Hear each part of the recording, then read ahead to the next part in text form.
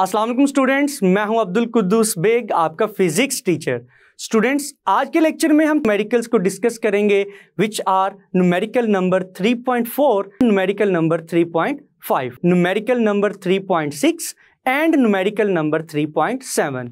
तो students, lecture को start करने के लिए चलते हैं व्हाइट बोर्ड की तरफ। स्टूडेंट्स, स्टार्ट करते हैं numerical 3.4 which states that two masses M1 and M2 are initially at rest with a spring compressed between them. What will be the ratio of the magnitudes of their velocities after the spring has been released? Means that, for example students, जैसा कि statement में given है, there are two masses जिनको हमने spring के दोनों ends के साथ बांधा हुआ है और स्प्रिंग जो है इनिशियली कंप्रेस्ड स्टेट में है। For example, it is a spring and it is first mass M1 and students, for example, it is the second mass। तो students, it is also mentioned that कि initially mass M1 की velocity भी zero है, जिसको हम V1 से represent कर सकते हैं, और mass M2 की velocity भी जीरो है, जिसको हम V2 से रिप्रेजेंट कर सकते हैं, because it is mentioned both are at rest। Now students, अब हमने दोनों मैसेज की वेलोसिटीज की रेशियो को फाइंड करना है। It means that we have to find v1 prime divided by v2 prime when the spring has been released. जब हम स्प्रिंग को कंप्रेस्ड फॉर्म से रिलीज करेंगे तो मैस m1 इस डायरेक्शन में मूव करेगा, मैस m2 इस डायरेक्शन में मूव करेगा। हम अज्यूम कर सकते हैं कि मैस m1 की आफ्टर रिलीजिंग वेलोसिटी है v1 प्राइम और मैस M2 की वेलोसिटी है after releasing the spring V2 prime. तो स्टूडेंट्स, सबसे पहले हम डाटा लिखते हैं।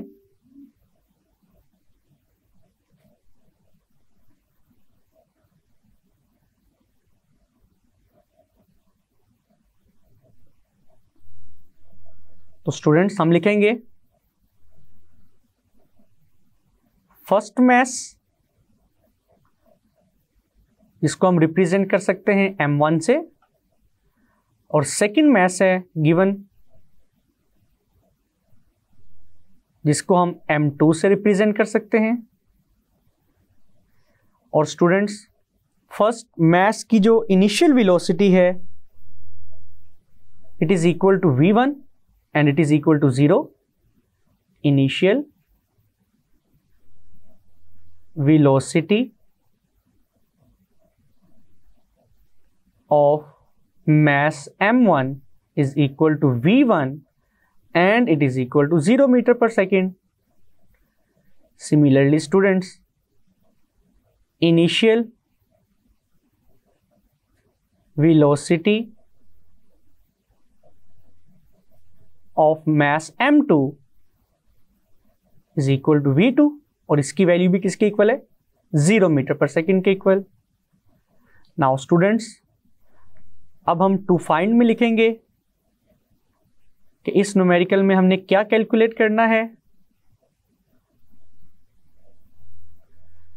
फॉर एग्जाम्पल स्टूडेंट्स, जैसा कि हमने डायग्राम में अज्यूम किया है कि आफ्टर रिलीजिंग द स्प्रिंग दोनों मैसेज की फाइनल वेलोसिटीज हैं V1 prime and V2 prime. तो स्टूडेंट्स, हमने इस न्यूमेरिकल में इन दोनों फाइनल वेलोसिटीज की रेशियो कैलकुलेट करनी है which is equal to V1 prime divided by V2 prime and it is unknown. Now students, अब हम फॉर्मूला लिखेंगे जिसकी मदद से हम इस न्यूमेरिकल को सॉल्व करेंगे। तो स्टूडेंट्स, इस न्यूमेरिकल को हम सॉल्व करेंगे by using law of conservation of linear momentum. तो हम लिखेंगे बाय लॉ ऑफ conservation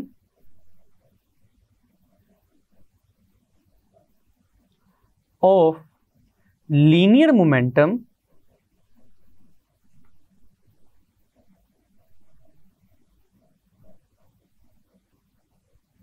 जिसके मुताबिक हम लिख सकते हैं total momentum of the system before releasing the spring, जो कि किसके इक्वल आएगा, m1 v1 plus m2 v2 will be equal to the total momentum of the system after releasing the spring, जो कि किसके इक्वल आएगा, m1 v1 prime plus m2 v2 prime. Now students, अगर हम वैल्यूज पुट करें, जैसा कि v1 और v2 दोनों की वैल्यूज हैं 0 मीटर पर सेकेंड,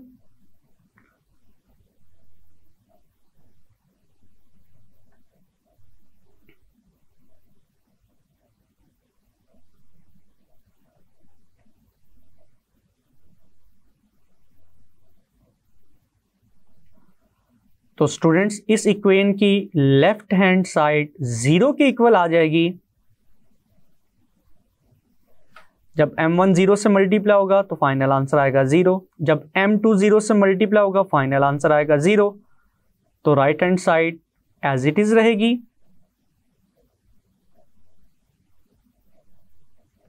तो स्टूडेंट्स हम लिखेंगे 0 is equal to m1 v1 prime plus m2 v2 prime. Now students, अब हम m2 v2 प्राइम को इक्वल की दूसरी तरफ शिफ्ट करेंगे, it becomes negative minus m2 v2 prime is equal to m1 v1 prime. तो students v1 prime divided by v2 prime की value को कैलकुलेट करने के लिए हम v2 प्राइम को v1 प्राइम से डिवाइड करेंगे, तो स्टूडेंट्स रिजल्टेंटली हमें m1 को m2 से डिवाइड करवाना होगा। तो स्टूडेंट्स हम लिखेंगे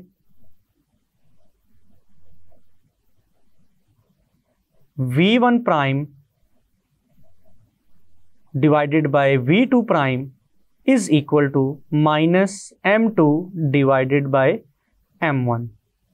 तो students this is our final result which is the ratio of the final velocities of the masses m1 and m2 after releasing the spring। तो स्टूडेंट्स ये था न्यूमेरिकल 3.4 का सॉल्यूशन। स्टूडेंट्स स्टार्ट करते हैं numerical 3.5 which states that an amoeba of mass 1.0 into 10 raised to power minus 12 kilograms propels itself through water by blowing a jet of water through a tiny orifice. The amoeba ejects water with a speed of 1.0 into 10 raised to power minus 4 meter per second and at a rate of 1.0 into 10 raised to power minus 12 kilogram per second. Assume that the water is being continuously replenished so that the mass of the amoeba remains the same. What would be the acceleration of the amoeba if there were no force on amoeba other than the reaction force caused by the emerging jet? And what would be the force of surrounding water exclusively of jet on the amoeba if it moves with constant velocity through water? Means that students इस numerical में हमने amoeba के acceleration की value और amoeba के ऊपर surrounding water की वजह से लगने वाली फोर्स की वैल्यू को कैलकुलेट करना है। तो स्टूडेंट्स सबसे पहले हम डाटा लिखेंगे।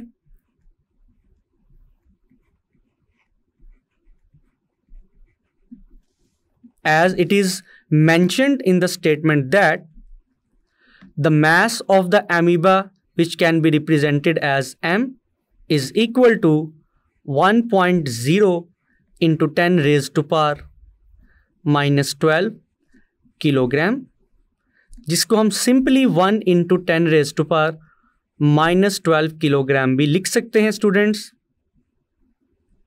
Now students, the speed of the ejected water by the amoeba is also given, which is equal to v and its value is 1.0 into 10 raise to power -4 metre पर second, और इसको भी हम simply 1 into 10 raise to power -4 metre पर second लिख सकते हैं। Now students, amoeba ejects water with a rate of 1.0 into 10 raised to power -12 kilogram per second, जिसको हम लिख सकते हैं mass flow rate of amoeba, which is equal to m divided by t, and its value is equal to 1.0 into 10 raised to power -12 kilogram per second. और students, यहाँ पे भी हम डेसिमल के बाद ज़ीरो को अगर इग्नोर करें तो हम वैल्यू लिखेंगे 1 into 10 raised to power -12 kilogram per second. तो स्टूडेंट्स, यहाँ पर हमने ज़ीरो को इग्नोर किया है ताकि जब हम फॉर्मूलाज के अंदर वैल्यूज़ को पुट करें तो हमारी कैलकुलेशंस ईजी रहें।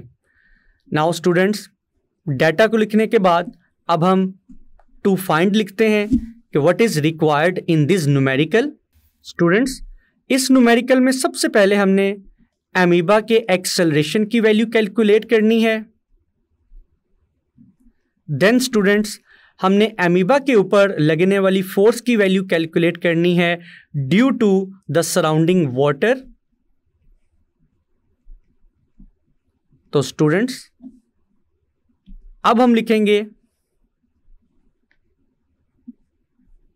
अपनी next heading which is formula.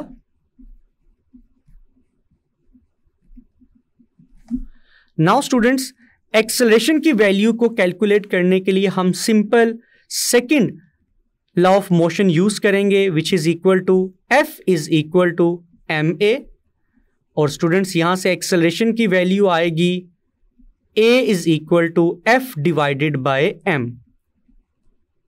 इस फॉर्मूला को हम इक्वेशन नंबर 1 कह सकते हैं। इट मीन्स दैट स्टूडेंट्स कि एक्सेलरेशन की वैल्यू को कैलकुलेट करने के लिए हमारे पास फोर्स F की वैल्यू होनी चाहिए और मास m की वैल्यू होनी चाहिए। सिमिलरली स्टूडेंट्स,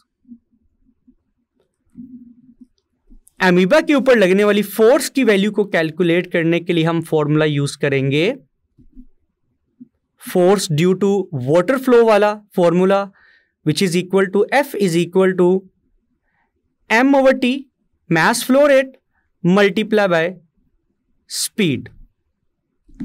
और इस फॉर्मूला को हम इक्वेशन नंबर 2 कह सकते हैं। नाउ स्टूडेंट्स, फॉर्मूलाज को लिखने के बाद अब हम सॉल्यूशन स्टार्ट करते हैं। तो स्टूडेंट्स, सबसे पहले हम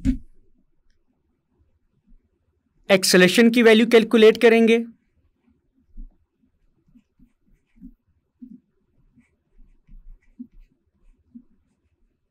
तो स्टूडेंट्स, एक्सेलरेशन की वैल्यू कैलकुलेट करने के लिए आप देख सकते हैं इक्वेशन नंबर 1 में हमें फोर्स की वैल्यू रिक्वायर्ड है और मास की वैल्यू रिक्वायर्ड है। मास की वैल्यू डाटा में गिवन है, लेकिन स्टूडेंट्स फोर्स की वैल्यू अननोन है। इट मीन्स दैट एक्सेलरेशन की वैल्यू को कैलकुलेट करने के लिए हम सबसे पहले फोर्स की वैल्यू को कैलकुलेट करेंगे, जिसके लिए हम इक्वेशन नंबर 2 को यूज करेंगे which is equal to F is equal to mass flow rate m/t multiply by speed v। Now students, अगर हम इस फॉर्मूले में वैल्यूज को पुट करते हैं तो students m/t which is the mass flow rate of amoeba और इसकी वैल्यू है 1 into 10 raised to power -12 kilogram per second. इसकी वैल्यू पुट करेंगे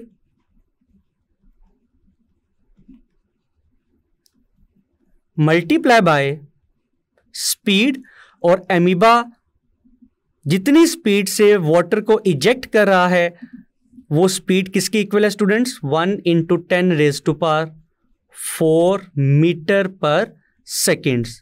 तो स्टूडेंट्स, जब हम इन दोनों वैल्यूज को मल्टीप्लाई करवाएंगे तो स्टूडेंट्स हमारा फाइनल रिजल्ट आएगा 1 into 10 raised to power -17 kilogram metre पर सेकेंड स्क्वायर। तो स्टूडेंट्स, जैसा कि आपको मालूम है किलोग्राम मीटर पर सेकंड स्क्वायर किसके इक्वल होता है? न्यूटन के इक्वल। तो स्टूडेंट्स फोर्स की वैल्यू आ चुकी है। अब हम फोर्स F और मास M की वैल्यूज को इक्वेशन नंबर 1 में पुट करेंगे। तो स्टूडेंट्स हम लिखेंगे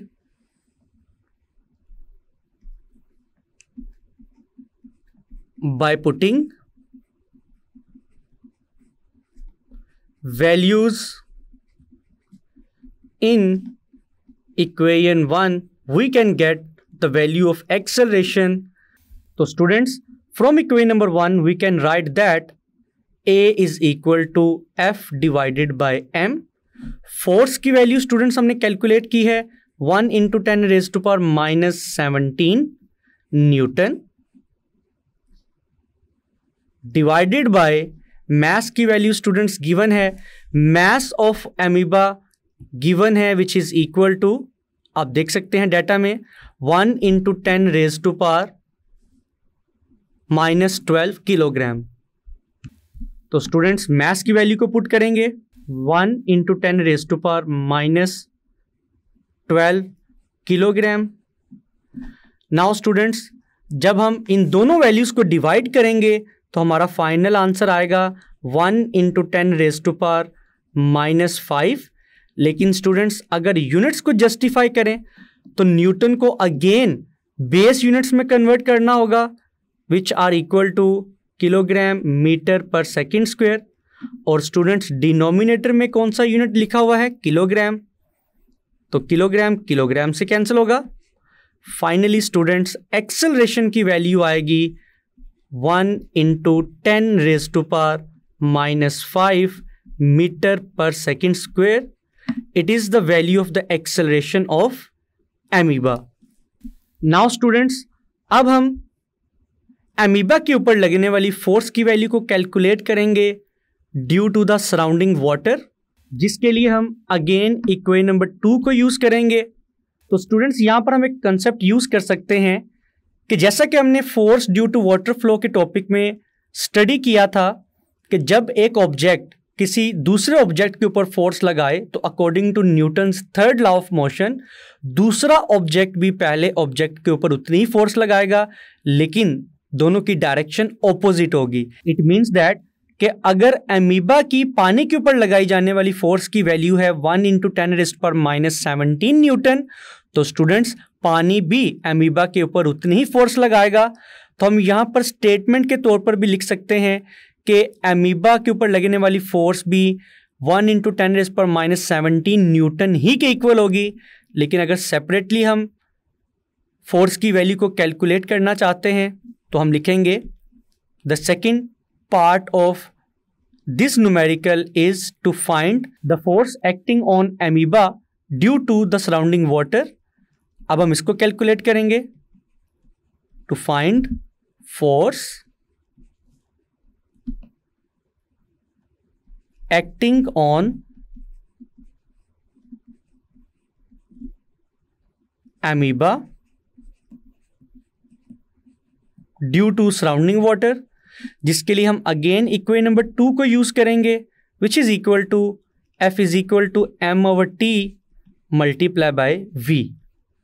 तो students m/t which is the mass flow rate, इसकी वैल्यू है 1 × 10⁻⁻12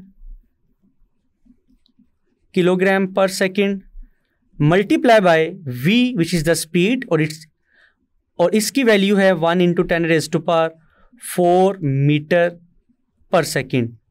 तो स्टूडेंट्स आप देख सकते हैं कि हम सेम टू सेम ऊपर वाली कैलकुलेशन रिपीट कर रहे हैं to calculate the value of force acting on amoeba.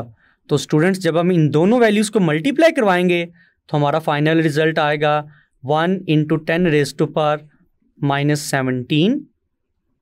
अगर यूनिट की बात की जाए तो यूनिट्स आएंगे किलोग्राम मीटर पर second square.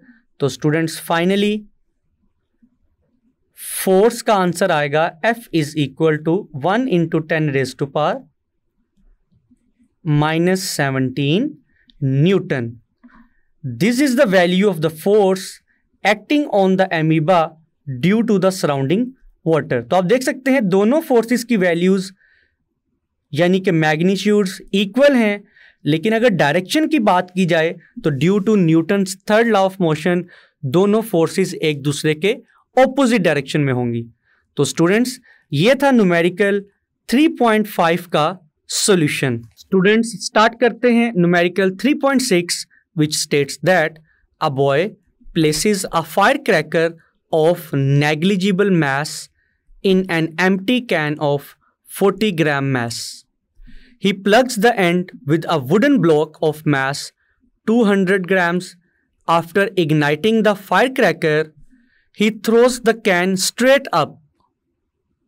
It explodes at the top of its path. If the block shoots out with a speed of 3 meter per second, how fast will the can be going? Now students, numerical को solve करने के लिए हम सबसे पहले given data लिखेंगे। जैसा कि स्टेटमेंट को रीड करने से मालूम हुआ कि एम्प्टी कैन का मास किसके इक्वल है, 40 ग्राम्स के इक्वल, जिसको हम m1 से रिप्रेजेंट कर सकते हैं। तो हम लिखेंगे mass of empty can is equal to m1 और इसकी वैल्यू है 40 ग्राम्स। स्टूडेंट्स, अगर हम इस मास को किलोग्राम्स में कन्वर्ट करना चाहते हैं तो 1000 से डिवाइड करेंगे, तो फाइनली मास की वैल्यू आएगी 0.04 किलोग्राम्स। और students, mass of wooden block की वैल्यू है 200 ग्राम्स, जिसको हम रिप्रेजेंट कर सकते हैं m2 से। It is equal to 200 grams, जिसको भी हम अगर किलोग्राम में कन्वर्ट करें तो 1000 से डिवाइड करेंगे, तो फाइनली हम लिखेंगे it is equal to 0.2 kilograms. Now students, जैसा कि स्टेटमेंट में मेंशन्ड है, it explodes means fire cracker explodes at the top of its path. कि मीन्स जैसे ही वो लड़का, वो बॉय फायर क्रैकर को वर्टिकली अपवर्ड डायरेक्शन में थ्रो करेगा, जैसे ही फायर क्रैकर अपने पाथ की टॉप पोजीशन पे पहुंचेगा देन वो एक्सप्लोड करेगा। तो स्टूडेंट्स याद रखिएगा, जब भी हम किसी भी ऑब्जेक्ट को वर्टिकली अपवर्ड डायरेक्शन में थ्रो करते हैं तो मैक्सिमम हाइट पर स्टूडेंट्स उस ऑब्जेक्ट की जो स्पीड होती है उसकी वैल्यू होगी 0 मीटर पर सेकेंड। तो स्टूडेंट्स, इट मीन्स दैट अगर फायर क्रैकर टॉप पोजीशन पर एक्सप्लोड करेगा तो स्टूडेंट्स इस टॉप पोजीशन पर कैन की इनिशियल वेलोसिटी भी 0 होगी और वुडन ब्लॉक की भी इनिशियल वेलोसिटी 0 मीटर पर सेकेंड के इक्वल होगी। तो स्टूडेंट्स, हम यहां पर यही कॉन्सेप्ट यूज करेंगे। तो हम लिखेंगे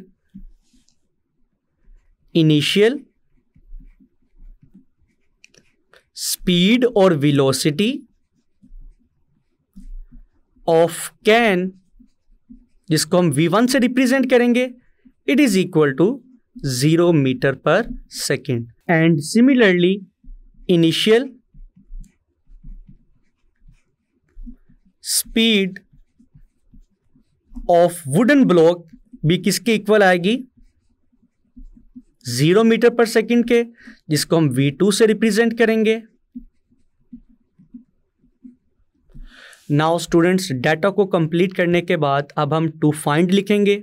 नाउ स्टूडेंट्स, स्टेटमेंट के लास्ट पे गिवन है if the block shoots out with a speed of 3 meter per second, means that after explosion, अगर ब्लॉक की स्पीड 3 मीटर पर सेकेंड है तो हमने कैन की स्पीड को कैलकुलेट करना है। तो स्टूडेंट्स, हम लिखेंगे final speed of wooden block is equal to v2 prime और इसकी वैल्यू आएगी 3 मीटर पर सेकेंड के इक्वल। नाउ स्टूडेंट्स, डाटा को कंप्लीट करने के बाद अब हम टू फाइंड लिखेंगे कि what is required in this numerical, as it is mentioned in the statement that how fast will the can be going, means that after explosion हमने can की स्पीड या वेलोसिटी की वैल्यू को calculate करना है।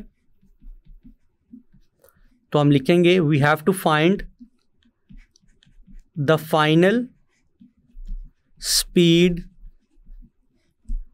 of the can after explosion, which can be represented as v1 prime। तो students अब हम अपनी नेक्स्ट हेडिंग लिखेंगे which is formula। तो स्टूडेंट्स याद रखिएगा इस न्यूमेरिकल को सॉल्व करने के लिए हम law of conservation of linear momentum को यूज करेंगे। तो स्टूडेंट्स हम लिखेंगे as we know from law of conservation of linear momentum, m1 v1 plus m2 v2, which is the total momentum of the system before explosion, is equal to m1 v1 prime plus m2 v2 prime, which is the sum of the total momentum of the system after explosion। तो students अब हम इस numerical के solution को start करते हैं। तो students solution में हम लिखेंगे बाय पुटिंग द वैल्यूज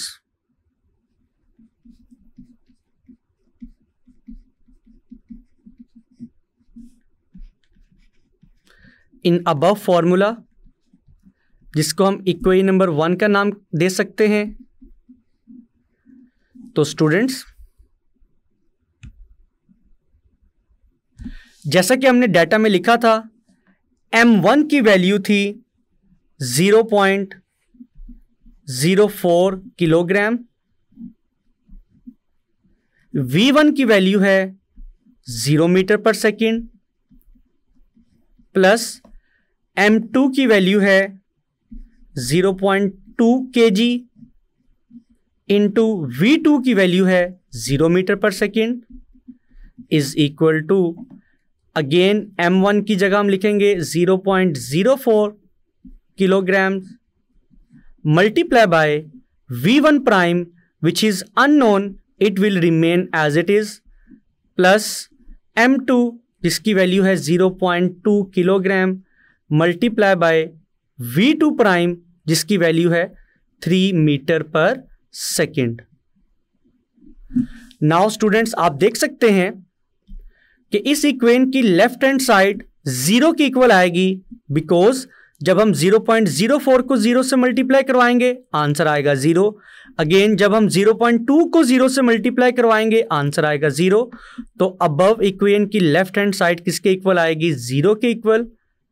तो रिमेनिंग वैल्यूज हम लिखेंगे 0.04 kilogram multiply by v1 prime, plus जब हम 0.2 को 3 से मल्टीप्लाई करवाएंगे स्टूडेंट्स तो हमारा फाइनल रिजल्ट आएगा 0.6 किलोग्राम मीटर पर सेकेंड। नाउ स्टूडेंट्स जैसा कि हमने v1 प्राइम की वैल्यू को कैलकुलेट करना है, सबसे पहले हम 0.6 किलोग्राम मीटर पर सेकेंड को इक्वल के दूसरी तरफ शिफ्ट करेंगे तो ये वैल्यू नेगेटिव हो जाएगी। तो हम लिखेंगे -0.6 किलोग्राम मीटर पर सेकेंड। तो रिमेनिंग वैल्यूज क्या आएंगी students? 0.04 kilogram multiply by v1 prime. Now students 0.04 kilogram जो कि v1 प्राइम से मल्टीप्लाई हो रहा है, जब ये इक्वल की दूसरी तरफ शिफ्ट होगा ये 0.6 से डिवाइड होगा।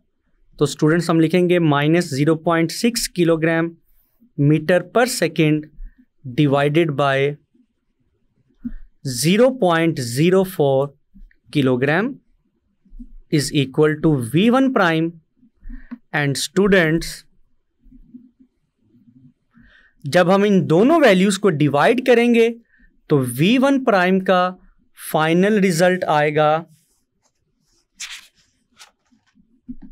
-15 मीटर पर सेकेंड, बिकॉज किलोग्राम किलोग्राम से कैंसिल होगा तो फाइनल यूनिट आएगा मीटर पर सेकेंड। तो students this is the final speed और velocity of the can after explosion. तो स्टूडेंट्स यहां पर नेगेटिव साइन किस चीज को रिप्रेजेंट कर रहा है? हम लिखेंगे negative sign shows that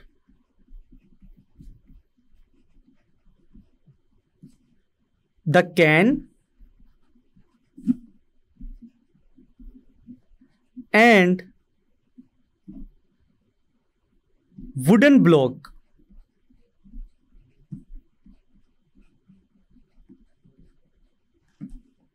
moves in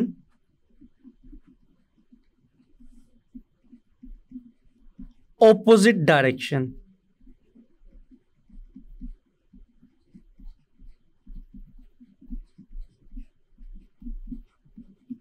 इसका मतलब है अगर टॉप पॉइंट पर जाकर फायर क्रैकर एक्सप्लोड करता है तो अगर कैन राइट साइड की तरफ मूव करेगा तो वुडन ब्लॉक लेफ्ट साइड की तरफ मूव करेगा।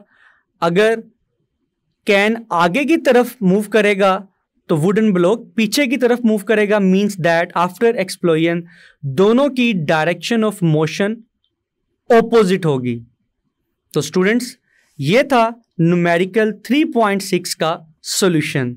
स्टूडेंट्स स्टार्ट करते हैं numerical 3.7 which states that an electron whose mass is given which is equal to m is equal to 9.1 into 10 raised to power minus 31 kilogram traveling at 2.0 into 10 raised to power 7 meter per second undergoes a head-on collision with a hydrogen atom whose mass is also given which is equal to 1.67 into 10 raised to power minus 27 kilogram which is initially at rest.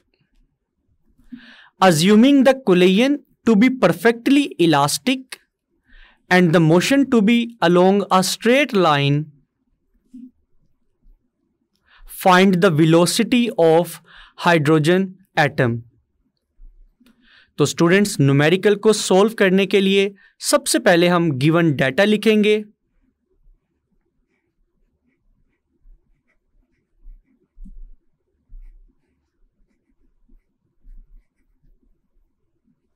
तो students जैसा कि statement में given है mass of electron, जिसको हम m1 से represent करेंगे और इसकी वैल्यू है 9.1 into 10 raise to power -31 kilogram. Now students, electron जितनी स्पीड से मूव कर रहा है वो है 2 into 10 raised to power 7 metre पर सेकेंड। तो हम लिखेंगे द वेलोसिटी और स्पीड ऑफ इलेक्ट्रॉन, जिसको हम v1 से रिप्रेजेंट करेंगे और इसकी वैल्यू है 2.0 into 10 raised to power 7 metre पर सेकेंड। फॉर सिंप्लिसिटी इसको हम लिखेंगे 2 into 10 raised to power 7 metre पर second. Now students, mass of hydrogen is given, जिसको हम m2 से रिप्रेजेंट करेंगे और इसकी वैल्यू है 1.67 into 10 raised to power -27 kilogram. And it is mentioned that hydrogen is initially at rest. तो students, initial speed और वेलोसिटी ऑफ हाइड्रोजन किसके इक्वल आएगी? 0 मीटर पर सेकेंड के इक्वल, जिसको हम v2 से रिप्रेजेंट करेंगे और इसकी वैल्यू है 0 मीटर पर second because it is initially at rest. Now students, data को लिखने के बाद अब हम लिखेंगे व्हाट इज रिक्वायर्ड और टू फाइंड। इस न्यूमेरिकल में हमने आफ्टर कोलिजन हाइड्रोजन की वेलोसिटी और स्पीड कैलकुलेट करनी है, which is the final speed of hydrogen. तो हम लिखेंगे फाइनल स्पीड और velocity of hydrogen atom is missing, जिसको हम V2 प्राइम से रिप्रेजेंट करेंगे and it is unknown. Now students, जैसा कि स्टेटमेंट के लास्ट पर मेंशन्ड है, as the collision is perfectly elastic and the motion to be along a straight line. तो स्टूडेंट्स, हम elastic collision in one dimension का concept use करेंगे, जिसके मुताबिक V2 प्राइम का फॉर्मूला क्या है?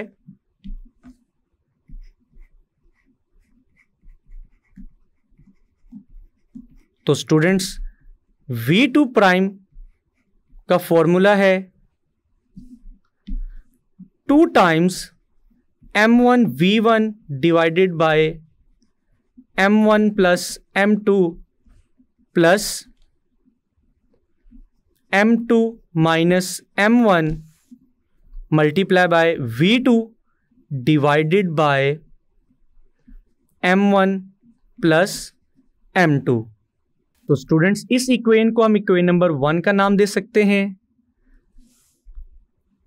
फाइनली स्टूडेंट्स, V2 प्राइम की वैल्यू को कैलकुलेट करने के लिए हम इस इक्वेशन में तमाम वैल्यूज को पुट करेंगे। तो स्टूडेंट्स, स्टार्ट करते हैं इस न्यूमेरिकल का solution.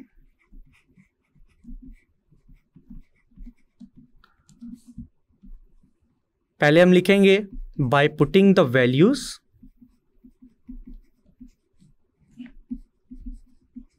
in equation 1, V2 prime will remain as it is 2 times m1। तो स्टूडेंट्स, m1 की वैल्यू है 9.1 into 10 raise to power minus 31 kilogram into V1, और स्टूडेंट्स V1 की वैल्यू है 2 into 10 raise to power 7 metre पर second divided by m1 plus m2। तो students, m1 की जगह हम लिखेंगे 9.1 into 10 raise to power minus 31 kilogram plus m2 की वैल्यू है 1.67 into 10 raise to power minus 27 kilogram plus students, जैसा कि डाटा में आप देख सकते हैं, the value of V2 which is the speed और velocity of hydrogen atom is 0 metre पर सेकेंड।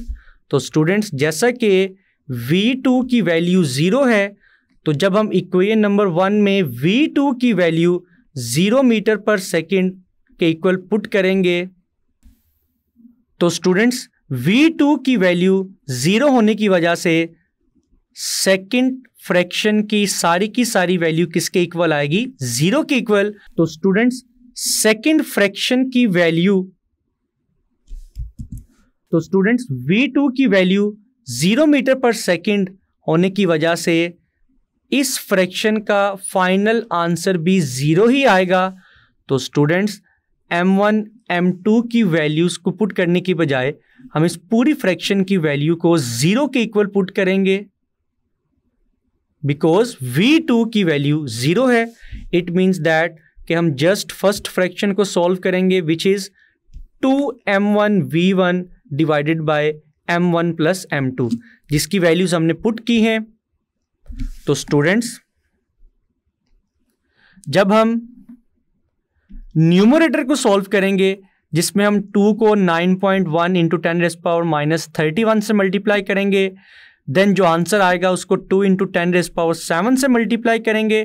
तो स्टूडेंट्स, फाइनली न्यूमरेटर का आंसर आएगा 36.4 into 10 raise to power minus 24 और स्टूडेंट्स जब हम डिनोमिनेटर में मौजूद वैल्यूज़ को ऐड करेंगे तो डिनोमिनेटर में फाइनल आंसर आएगा 1.67091 इंटू 10⁻⁻27। नाउ स्टूडेंट्स अगर यूनिट्स की बात की जाए तो स्टूडेंट्स किलोग्राम को जब हम मीटर पर सेकंड से मल्टीप्लाई करेंगे तो हम लिखेंगे किलोग्राम मीटर पर सेकंड, और स्टूडेंट्स डिनोमिनेटर में कौन सा यूनिट आएगा? किलोग्राम। नाउ स्टूडेंट्स इन दोनों वैल्यूज को फर्दर डिवाइड करने से V2 प्राइम का फाइनल रिजल्ट आएगा 2.18 इंटू 10⁻⁴। और स्टूडेंट्स अगर यूनिट की बात की जाए तो किलोग्राम किलोग्राम से कैंसिल होगा, फाइनल यूनिट आएगा मीटर पर second which is the unit of velocity और स्पीड। तो स्टूडेंट्स हम अपना फाइनल रिजल्ट लिखेंगे V2 prime is equal to 2.18 into 10⁻⁴ metre पर second. Students it is the velocity और speed of hydrogen atom after collision.